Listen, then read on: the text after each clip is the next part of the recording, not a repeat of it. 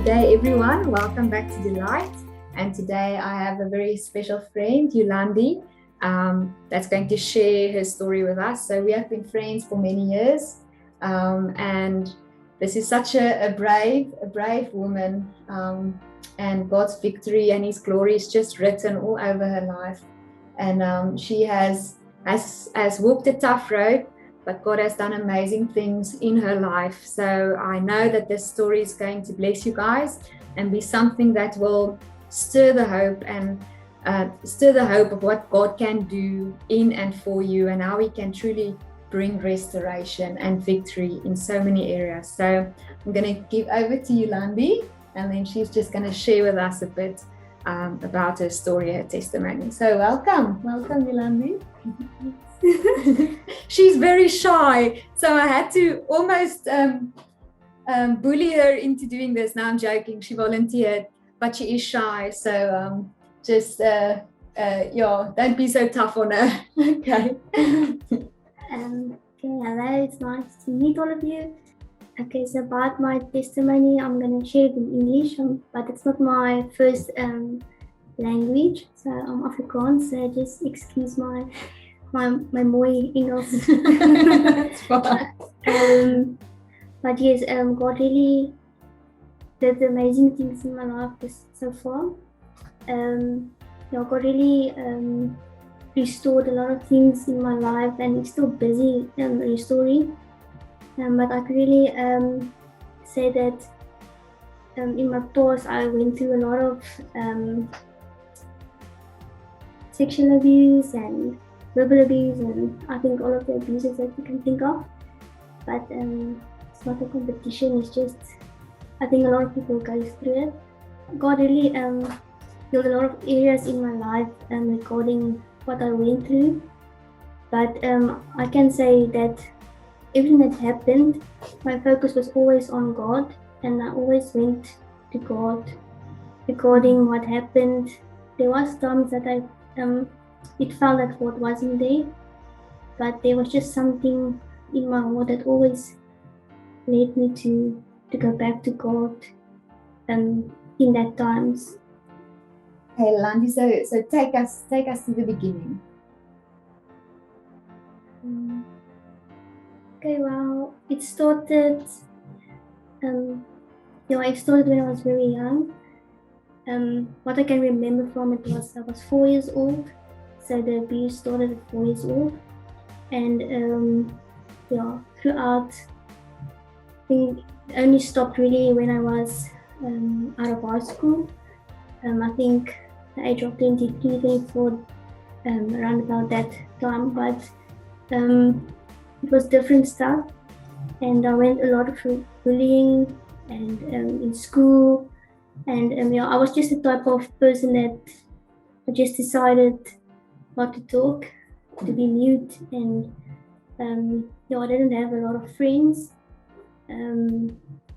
But I had God with me, and even in school, I always had a chair where I said that's where Jesus is sitting, and the children would call me Jesus freak, and I just didn't care because I knew that He was my friend that time.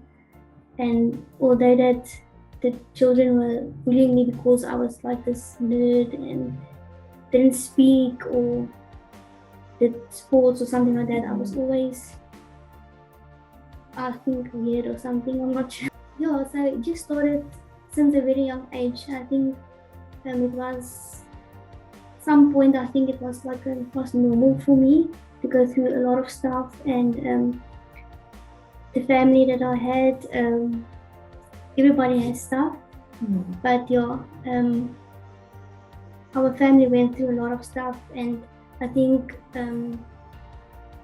also that at a young age that my parents was divorced, and me and my brother and my sister, we were like together and then separated, and it was just different. It was different and hard to see other children and their families, and so it was hard for me to see what family actually was. And but I always had that longing to see what it is to have a family, or how does it look like, or stuff like that. And for me, because of a lot of men that used me, what I saw, it was very difficult for me to even see God as a father. And so for me, it was hard to believe that if someone tells me that they love me, or I just saw another picture in that. But it started very young, and it ended also in my 20s. So for me, it was almost normal to it was normal for me to live in that mindset of like a victim mentality. What part did guilt and shame play in that time of your life, during those years? Was that something you were feeling, like guilt and shame, as if it was your fault, as if that is what you deserved? What was going through your head, like emotionally, like during that time? Well, I think during that time, I think it came from the age of 4, when I was exposed to a lot of adult stuff. So I felt immediately like an adult person, I think, because at that time I felt like, okay, I have to be not the child, but like a wife or a girlfriend or something. So I wasn't normal like any 4-year-old. I was like always with adult people, and I think my thinking was different than other children. So I think the guilt and shame came in very early. I always felt guilty of not pleasing the men, or I think it came in at that time. But through the years, I think it became more visible in my life, because I was very shy, or didn't talk to people because I didn't feel I could talk to people, or be good enough, or pretty enough, or no one will believe me or understand me, because a lot of people, because I was like that, thought I was like a rude person, because I never smiled, never talked to children or played with the children. I was always in my room. I never mingled with people around me.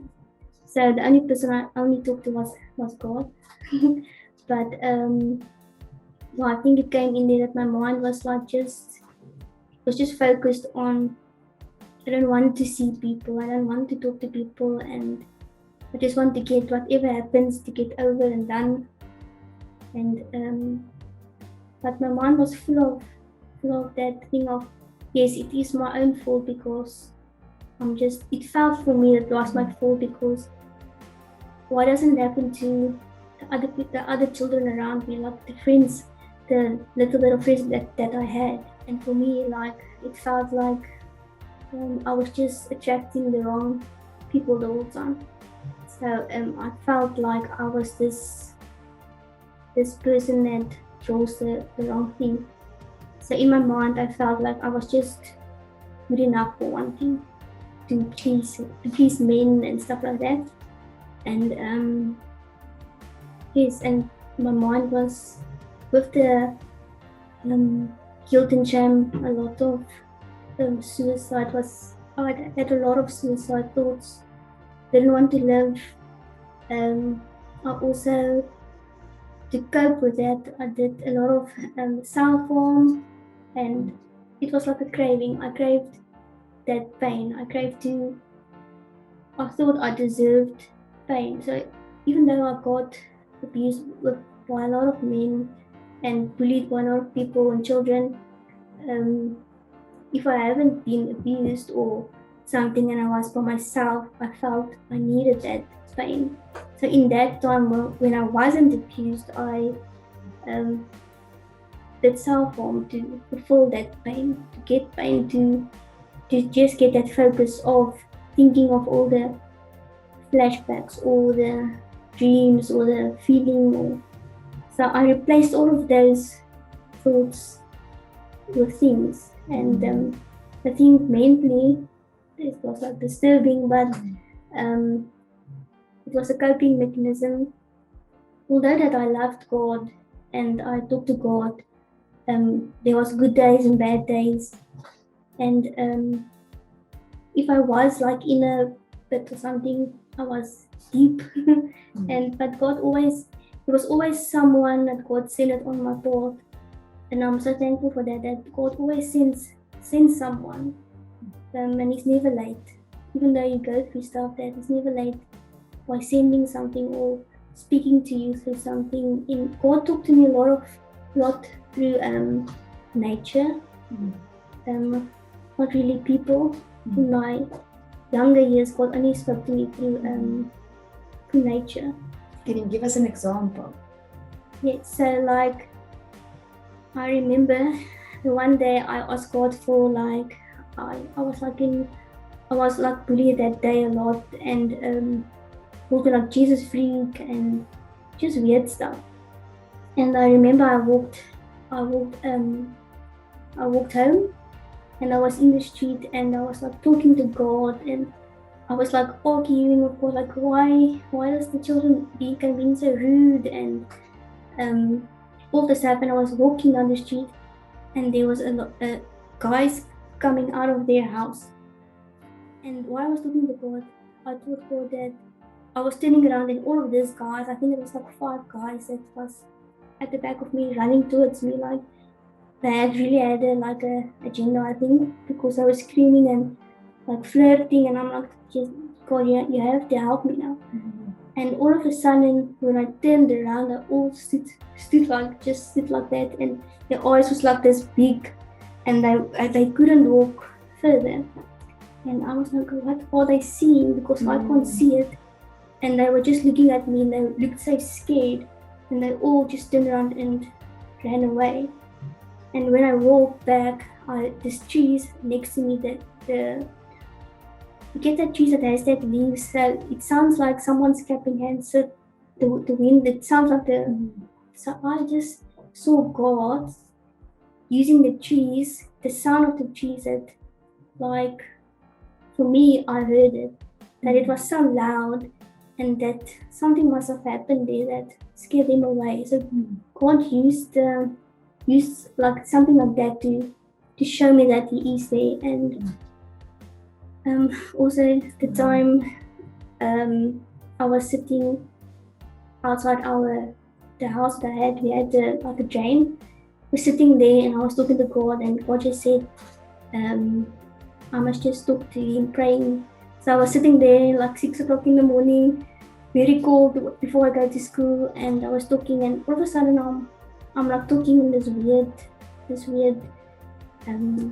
what do you call it, language, this weird language. And I'm not going to talk to God. It sounds like I'm talking Zulu or something. like now I can't talk to God like that. And let me rather sing other song. And I will start singing, and while I'm singing this song, this language also changed. I was talking about God, I'm not going to talk to you or sing to you, because this weird language comes through, and I don't know what it is. And the Holy Spirit just came and reminded me of to talk in tongues, to sing in tongues. And that day, that the Holy Spirit filled me with the language of tongues. And I didn't even have to go to church together. No laying on of hands or anything. And just comes and meets you there. Yeah, so God, I think, spoiled me in a way like that. So, but yeah, I think the guilt and shame, it comes and goes. I think, it comes and goes. It is always there, I think, until you work with it and deal with it. But in that time, yes, there was good days, bad days. It depends on what happens during the day, I think. So would you say today there are less and less things that trigger you? than before. Yes, definitely. The more you deal with your past and that your heart's open to God to restore that in your life, the less that what I picked up is the less you even remember. Because I also ask God for restoration in my life, and that there's some things I don't want to remember. And I can say that I think God really, there is some things I can't remember. Even the Holy Spirit will bring something up if you haven't dealt with it. But definitely there's a lot of things that I got healed of in the past that doesn't trigger me anymore. Like there was words that triggered me, places that triggered me. Sometimes when just in a mall and you see someone and it looks like that the person that abused you, it is triggering. It's triggering when people say stuff like words and so there was a lot of things that triggered me.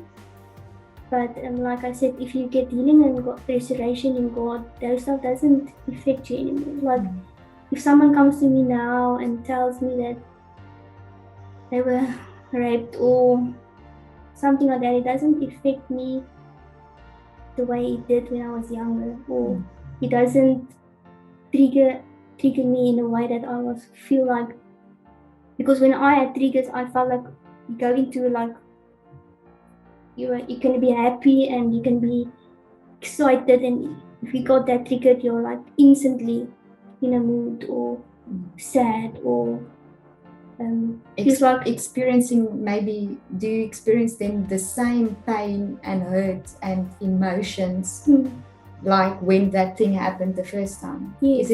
It feels like someone puts a knife in your back.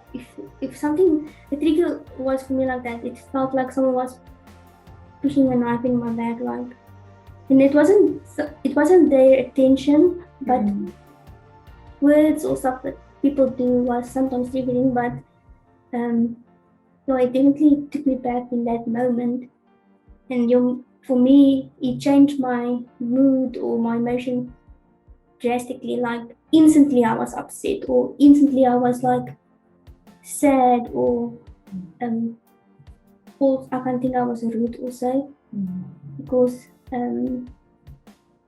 it's weird if you have a flashback or a trigger, or something triggers you, that for me I just changed like this. But it felt like I didn't know how to handle the triggers, so that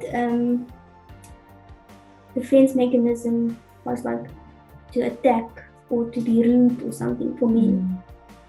But I can truly say that I think for a long time I didn't have triggers. But if it comes up and there's something that upsets me, it doesn't affect me in a way what it did. If I feel someone say something and I feel it now, I can feel in my spirit or in my heart, gee whiz, that hurt, and I can recognize, okay, maybe I didn't deal with that thing properly, or maybe sometimes the Holy Spirit always can also let something happen. I believe he brings up something for you to overcome that fear, maybe. Because in my life, even till the day that God is restoring that in my life, to not have fear, spirit of fear.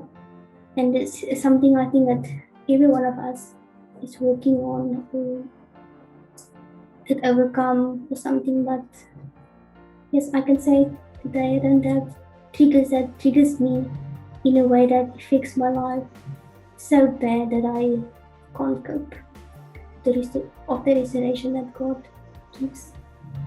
So if you say you need to deal with things and you need to allow the Lord to bring healing, for someone who doesn't know how to do that, so they're hearing you say, okay, you need to deal with stuff and you need to allow the Lord to help you, but they don't know how. Can you maybe just give an example of something that you did practically that helped you to face it, to work through it, and to allow the Lord to bring healing?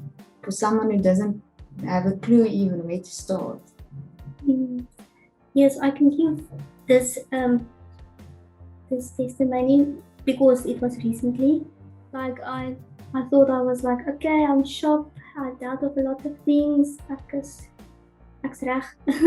But yeah, I mean, God just reminds you, no, there's something small. But yes, something that really happened for me was that something where I had to help someone, and I had to, because I got hurt, and I had to like massage their hands and feet, and so when I did that, when I massaged the person's hands and feet, I got that trigger, that flashback of his hands feel, I can feel his hands, and I can see this picture of the abuse that happened, and I was like shocked in myself. Like, I thought I was like okay, and I don't have triggers anymore or whatever, and but I handled it very good, I think, but I don't think I know I did. But afterwards I just said, okay, have a good afternoon, I'm gonna go walk, and I went to walk, and what I did is I talked to God.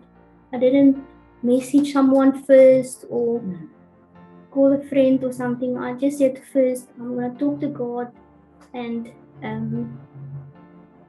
if I don't get an answer, then I will find someone that is close to God that I can share it with, and they can help me. But what I've learned was that always go to God first before you go to someone else, because God has the answer.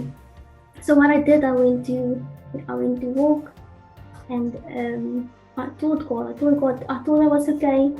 And when I touched this person's hands and feet, I saw these flashbacks, and I felt the hurt again, and I was upset, and I didn't know how to handle it. And God just said, I must just get relaxed and just take a deep breath. And he told me that, do I remember the story in the Bible of that woman that came in and took the perfume, the oil, and I grabbed it on his feet, and she dried it up with her hair and stuff like that. And he said, can you remember that story of my word? I'm like, yes, I remember that story, God. And he said, no, if you have to do that again, that I must not see that person that I had the flashback of while I'm doing his hands and feet, but I must see the picture of me going and serving him, like putting that oil on his hands, putting that oil on his feet, and just change that mindset, that picture. Just change that picture in my mind with his hands and feet. And I'm like, okay, that makes sense. So if I have to go back the next time and do it, I'm not going to see that person's hands and feet, but I'm going to do it as if I'm doing it for God.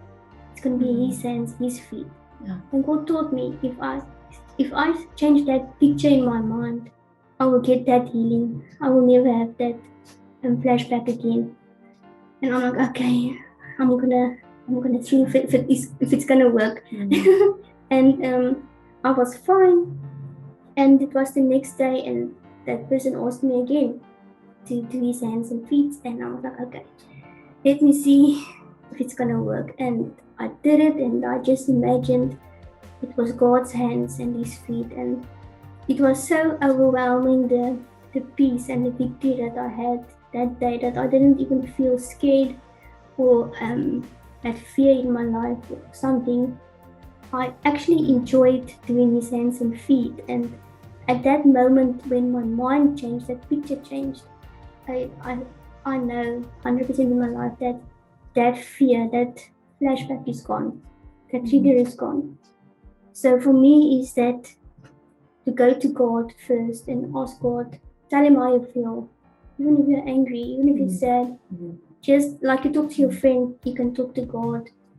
Just be honest. Just be honest, and be open. Be open to hear what God says, because if your mind is too busy, or you're also concentrated on that thing that happened, you can't hear God. So just go to a place where it's just you and God, and ask God to help you.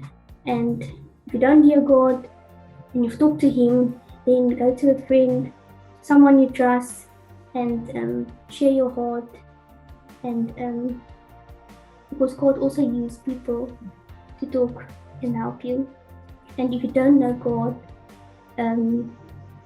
talk to a friend, talk to someone that can support you. That sometimes when you don't believe, a friend can believe for you and give you truth. But you have a decision also, or you can stay in that notion of upset and your life is falling apart, or you can make a decision of talking to God and deciding if is this thing gonna conquer you, or you're gonna conquer the situation. So if you can maybe just tell us, because turning to God first takes time to grow into.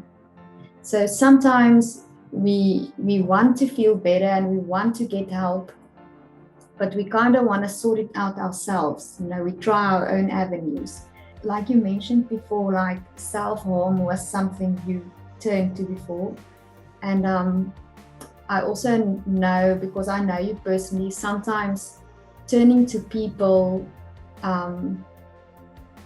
wanting them actually to play the part that God was supposed to play for you, seeing them as the source instead of keeping God as the source, but knowing that He uses people, has also caused you pain, like people disappointing and people you trusted, and and I'm sure that's also something that many people go through.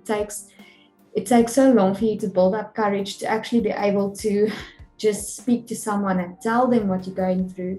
And then often there's a very big disappointment when we talk, that those people maybe don't believe us, or they are not giving us good advice. Or so is there maybe something practical you want to share where you maybe turned to someone, to the church, or to where it didn't work out the way you wanted to, because maybe you were trusting in that more than in trusting in the Lord? Yes, I wasn't always on the right path of just going to God. No, first. it's a growing thing. Yeah. It doesn't happen overnight, but he keeps pulling us closer. But in this journey, I think it's inevitable that we start by first turning to other things, because it's easier and we can hear and see people, but because I know your journey, I know you have long before you did have to try other things to sort it out. So share with us. I first ran to people, always. People, well, actually my friends, but friends. I love them. They are rich, but I think God really gave me awesome friends that stick to me. And yes, I had a big problem. I always ran to people first. That's the wrongest thing you can do, is to run to people first, because although people can help you and give you advice, it's not always a positive thing. I think it wasn't for me. It was not always a positive thing to go to people first, because I was like that. I wanted recognition by people. I thought, it was hard for me to trust God at first, because I didn't trust men at all. So for me to trust God, I loved God and I always talked to God, but it was hard for me to even call Him like a father or a friend or something. Before that, I did went to people, and I always wanted to hear what people think, or what do they say, what do they think, because I couldn't make choices for myself or think for myself, or I didn't want to think for myself, because I didn't even believe in what I think, or a very low self-esteem. So I didn't want to make decisions. I didn't want to I wanted to hear it from the people, or close people. Like I think close people to me, I was like latching on them, and like I think most of the time draining them actually, because I noted that I was actually not a draining person. Because if I have to think about how I was, and if someone's like that to me, I will like, oh my word, I don't think I will can handle that, because it is draining. But I'm thankful that the people in my life sticked, because how I know is because their hearts is right. But yes, I did hold on to people's words and what they say, and I believed them, and not everyone's words was encouraging or uplifting or from God. Because something I also learned is that you can't just give someone a word or say something to someone if you didn't hear from God, because that person's life at that moment is in your hands, and that's God's child. So you can't just give advice to someone if you didn't hear from God. Or tell something. It's a big responsibility. It's a big responsibility, and someone like me that time, I believed every word that people, all my friends said. And so I got a lot of disappointment, and a lot of people left me, and in the church, pastors, leadership, close friends, I've lost a lot of friends, and because we are serving a God that a jealous God. Even His word is a jealous God, that He wants us to come to Him first. And for me that time, I didn't put God first in my life. And my friends was first in my life, and leadership was first in my life, and pastors was first in my life, because if something happens to me, I run to them. And okay, I feel like this. I feel like I can't make it. I don't want to live anymore. Or self-harm, I'm like doing self-harm, and I first run to this one and that one, and without knowing it, that I've hurt so many people also. Not because, like the saying they say, hurt people, and that is very true. And in that moment, I didn't realize that, because I was so hurt, and my mind was just on, I want to be free, I want to have victory, but I didn't know how. And that's why I didn't get freedom or healing, because I wanted it in the wrong place. Or I went to look for it in the wrong place. And I wanted to hear what people say. And and the enemy just knew my weak points, and so I went through most of my life in the church and church people, leadership, that I put my trust in fully and not on God. I said, I trust in God first, He's my number one, but He wasn't really. And with all the people that I got disappointed with and hurt with, that I realized that I can't do that anymore. And the friends that I have, my very close friends that I have, always told me, stay close to God, make God your number one, and first go to God.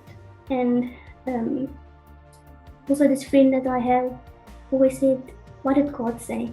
Did you go to God first? And I'm like, sure, but no, I didn't. Let me first go to God, then I will come back. So then I go to God first, and that's how I learned to go to God first. I didn't always go to God first, but through a lot of word and lessons and stuff, now if I go through something, I first go to God, and if I don't get an answer, then I will SMS or call someone, close friends. And I will call him. I talk to God, but I can't hear Him at this moment. Can you help me? Can you give me advice? And what I'm thankful of, that the friends that God gave me always takes me back to God's word. And wow. That's actually, if you can't hear God, just go to God's word. Just go to God's word, and the answers He's saying.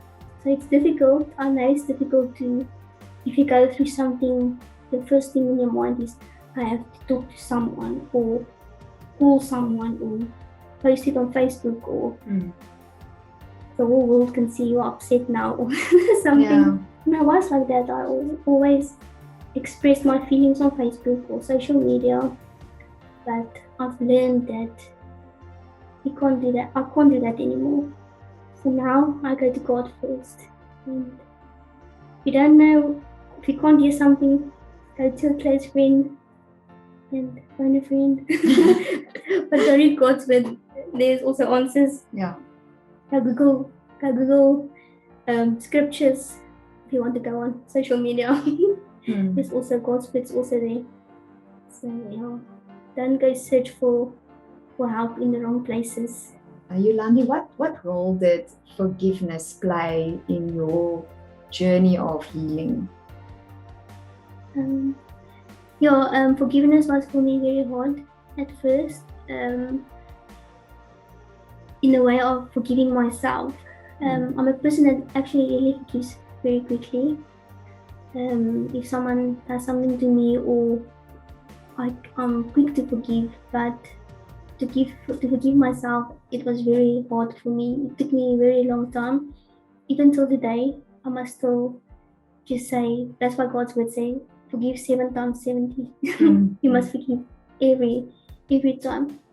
And I always said, but God, I forgive this one 7 times 7, forgive. And yeah, and this one of my friends also said one day, but did you forgive yourself?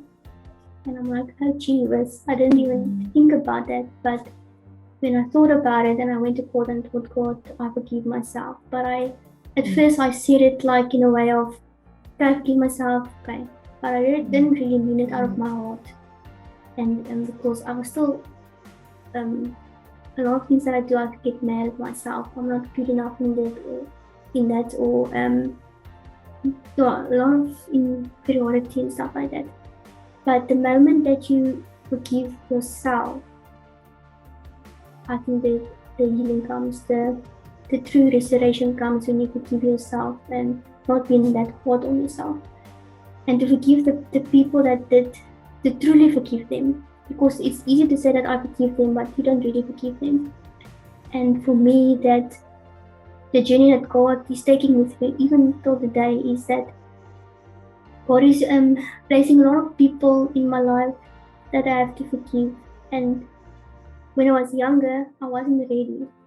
And now that I'm more mature spiritually also, I'm open to that, and I have understanding towards forgiveness. And to forgive brings so much freedom and victory in your life. I think to forgive feels like a burden off of your back, you know. Even though, like the suicide, I had to forgive myself for every time that I tried to take my life. And I asked God also to forgive me for trying to take my life, and He has a purpose for me. And God will always, He fulfills His purposes and His promises. And my purpose is not fulfilled yet. So it wasn't my time. So if you get angry if it doesn't work, because it's not your time. But that was just like very me. Also, just quickly mention, if you think you missed something in a certain season of your life, what has God revealed to you on that? Yeah, what God revealed to me is that, I'm not sure if you guys heard it, but a lot of people say that sometimes you miss your destiny, or you miss your purpose, or you missed your husband or something during your life journey. And God just revealed to me that revelation is that you will never miss something that God has for you. He just reschedules it. So don't be scared that you're gonna miss something in your life, that you missed that thing in your life that God has for you, because God is not like that. He just reschedules it. So you will still get it, maybe just in a later time, but you will never miss something that God has for you. You will just get a rain check. Awesome. Thank you. So Yolandie, if you can maybe give someone advice who might be in the same circumstances that you were in during that time of abuse, what would you want them to know? If you can tell someone who is in it now, in the midst of that hopelessness and despair and hurt and disappointment, and if you could tell them something, what would you want to tell them? Well, first, that I'm never to be silent. I think when you go through that thing that you limit yourself, you keep it for yourself, and that thing is eating you from inside.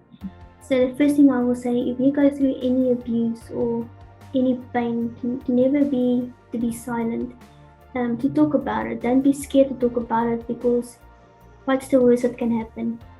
Or someone can believe you, or someone can't believe you. Yes, so you don't have to be scared. I know I was silent for many years and was scared, but there's really nothing to be scared of. So don't be silent. Talk to someone, and I can promise you there will be people that believe you, and then there will be that doesn't believe you. But don't be discouraged by the people that doesn't believe you, because God will send someone that has the best interest for you. Yeah. And if He can do it for me and for so many others, He can do it for you also. And if you think you don't have anyone, there will be someone at your school, or at your workplace, or a friend, or someone in your family, or just ask God to show you someone, or a name, or something, and just talk to that person. You have those two places where you can talk to someone. The one is you can report something online, anonymous, and the other one is where you can talk to someone online. Tears Foundation. So I saw them on Facebook actually, and that they really are awesome people, and great testimonies of people that survived abuse, sexual abuse, especially. So Monique will give you the details below, but somewhere there. So yeah, it's Tears Foundation, and then they call themselves Rainn. So that's an online place where you can talk to professional psychologist or a counselor. Yeah, it's more a counselor. So it's 24/7. So you can go on that anytime. So if you need to talk to someone, or you can just go on there, or you can inbox Monique. Yeah, you can send us a message on deLight also. Yes. Yeah, you're so welcome. If you need to talk, or just share your heart also, or if you want to report something, the place that really helped me was the Tears Foundation. And you don't have to say your name or anything. They really have good and great support. But also, God will send the right people for you. And just remember that you are not alone in this thing, because even for me, I thought I was alone. That it only happens to me, but there's so many other people that go through the same thing, and so don't feel that it's your fault.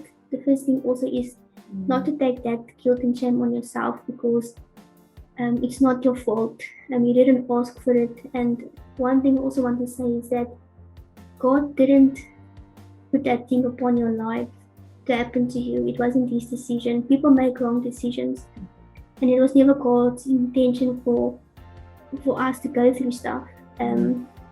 It's the choices that people make. I also just want to add, just like Yolandie said, it's people have choices, and we have choices, and all these things have consequences. But the amazing thing is that God says He will let everything work out for our good, and that includes the wrongdoing of other people towards us, and the wrongdoing maybe of what we do to ourselves. But if we love Him and we turn to Him, He can take those things which were meant to destroy us, and He takes that exact same thing and He turns it into a victory.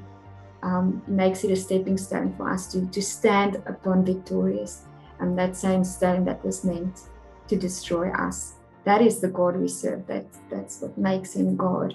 And that's what gives us hope. That's why it's so amazing that Yolandie can share her testimony today, because she is standing in victory upon this thing that came to steal and destroy her life.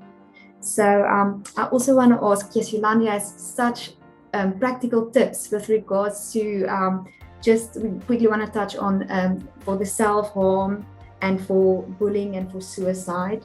So let's start just with the self-harm, a practical tip for someone who is struggling with that. I had to change that habit. So what I did was I took that that red juice, and I just put it in the ice cubes. So with water and that red coloring, and then I put it in the freezer.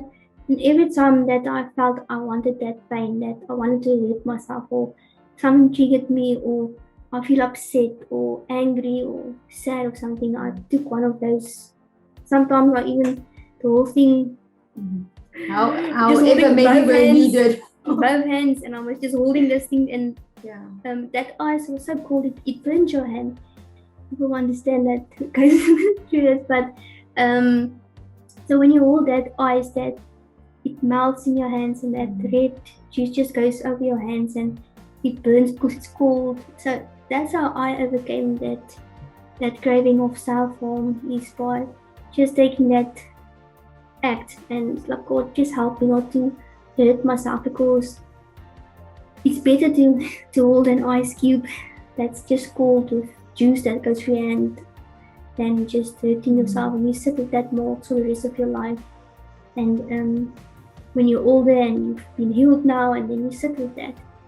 Okay, so for the bullying, I will say how I coped with it is, well, I was always, like I said in the beginning, that I was like this Jesus freak. I always had a chair for God to sit next to me. So when I went through bullying, it wasn't nice. It did hurt, but I didn't actually care what the children said to me, because I was sitting next to God, and just for some reason it didn't affect me that much. And if it did, then I went to the ice cubes. Okay. The ice cubes, and just to get my mind off it. But like I said, it's also a choice. You have a choice to take what people tells you, or you have a choice to just let it go. And the older I got, I had this one good friend. She always said that you have to sift. I'm not sure what you call it in English, but you have to sift stuff. So if someone tells you something, just take that sift, and if it fits, you can take it for yourself, and if it's not for you, you sift it. So it falls and it's gone. So make a decision. If you go through bullying, I know it's hard and it's not easy, but for me that time, I just spoke to God, and I said, look at this one telling me I'm a Jesus freak. I don't care. I like being Jesus freak. I know I'm being crazy. Like, they don't see someone sitting next to me. And yes, I also didn't see someone sit next to me, but I just believed that there was someone. So tell them about the soap on the chair. And the one day also this was all in high school. So the one day I came to one of his classes, and someone put a gift on my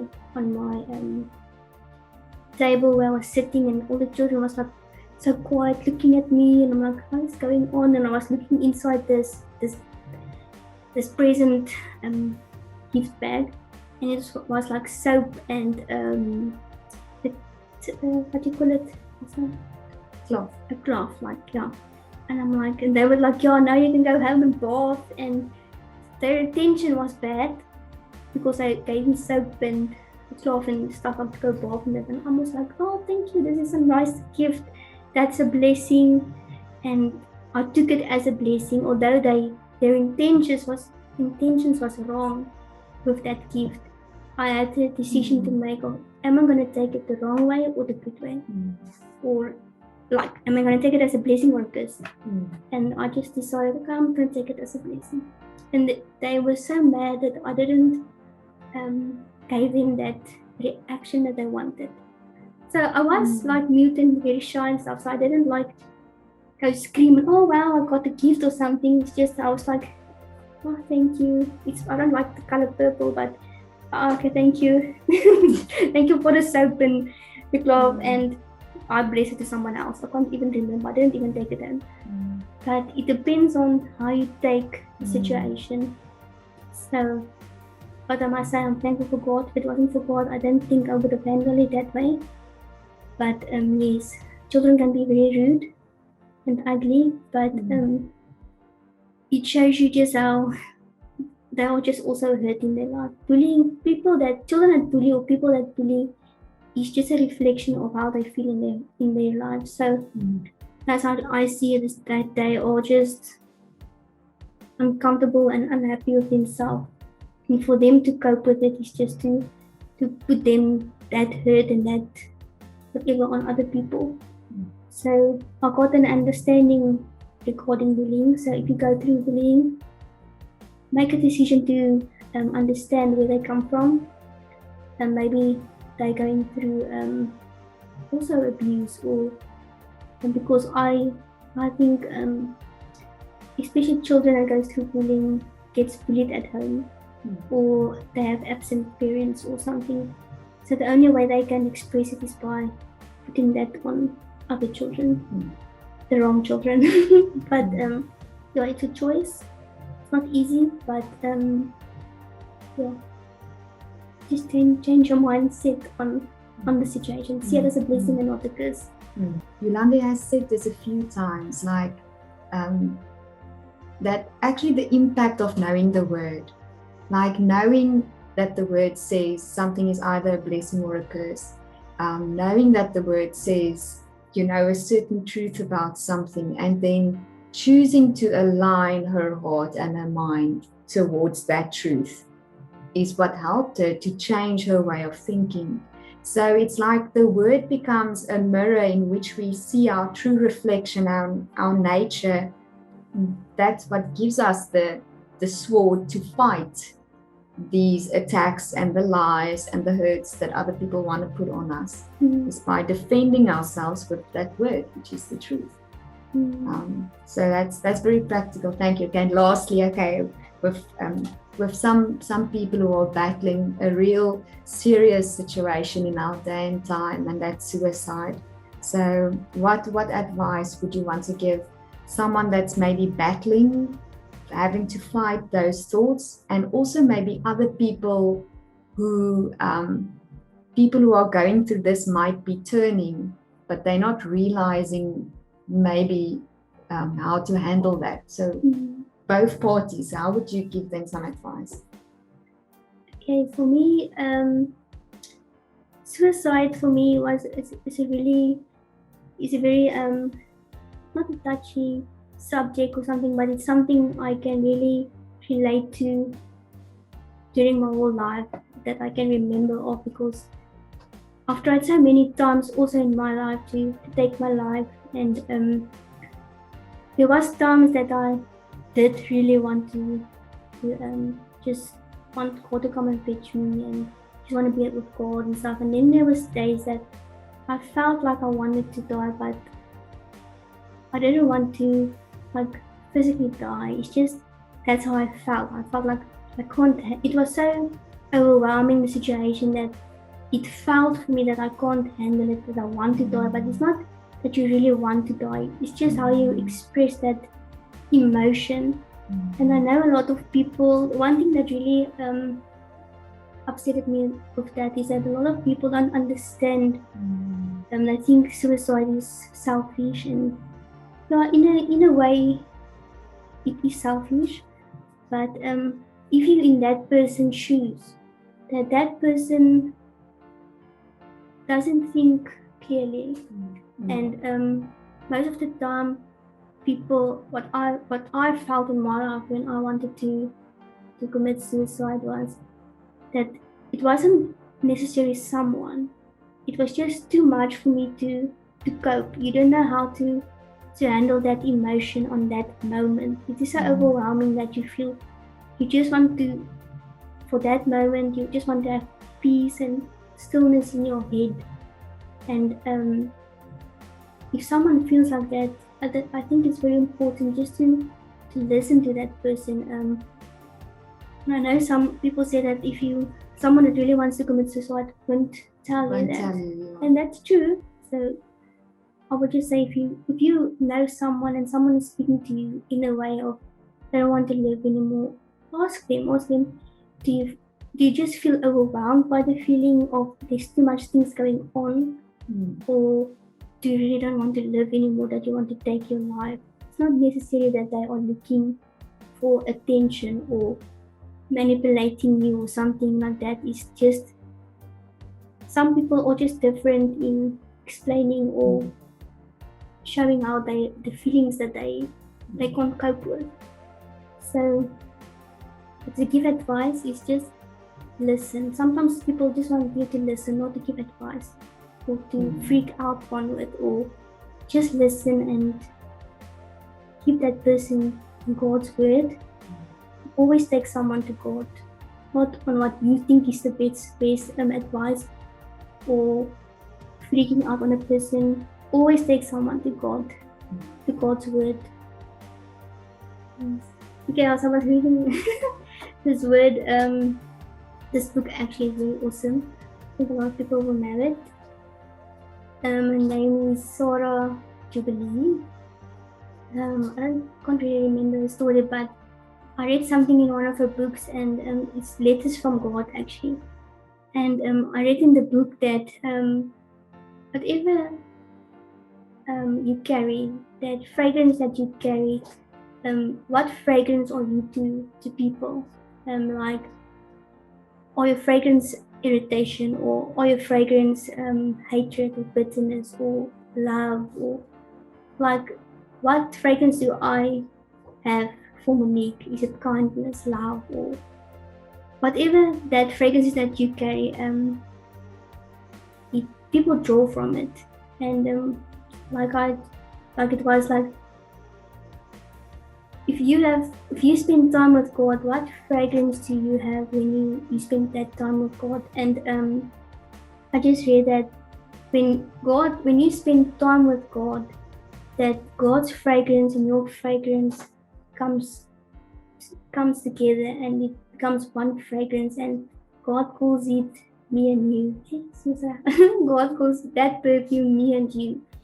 And it's so special that, I don't really like perfume, but now I only like that perfume. But yes, the more you spend time with God, God's fragrance and the fragrance of the Holy Spirit will come upon you, and that fragrance that you carry become one with God. And it's awesome because that fragrance that you carry becomes the fragrance of me and you and God. And when you have that fragrance, people can draw from it. You can smear off. So rub off. Yes, you can rub off that fragrance that you have with God to other people that doesn't have that. Because if you spend time with people and you feel like, oh no, I don't want to be around this person because they don't carry the right fragrance. So always, if you or some oil stuff, just have that in mind. What fragrance can you give someone? Do you give them hope?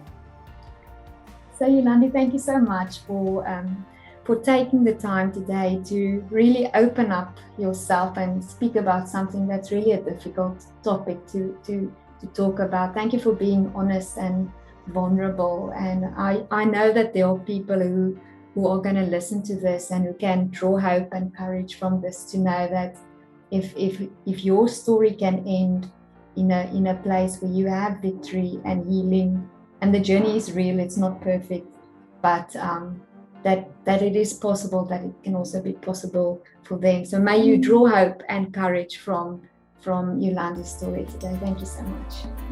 Okay, bye.